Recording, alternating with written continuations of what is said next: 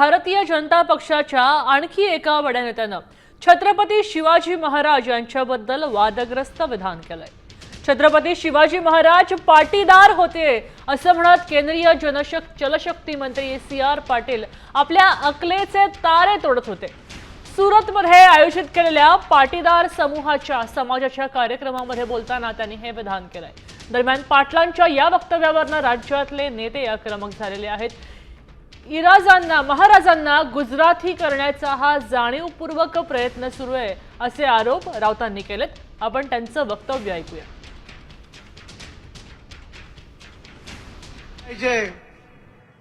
કે શિવાજી મહારાજ છત્રપતિ શિવાજી મહારાજ પણ પાટીદાર હતા અને એમને પણ એક હિન્દુ સ્વરાજ્યની સ્થાપના કરવા માટેનો પૂરતો પ્રયત્ન સફળતાપૂર્વક કર્યો હતો। छत्रपती शिवाजी महाराज हे महाराष्ट्राचं मराठी माणसाचं आणि हिंदवी स्वराज्याचं एक दैवत आहे।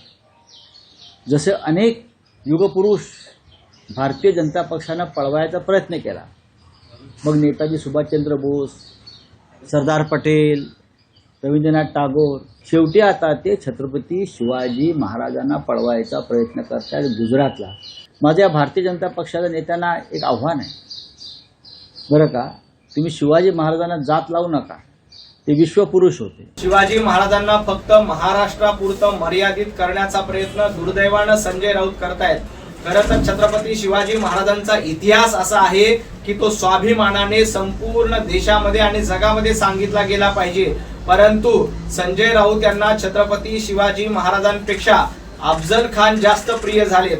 अफजल खानाचा उदो करणं, अफजल खानांची विल्लावळ सांभाळणं हे संजय राऊतांचं काम झाले।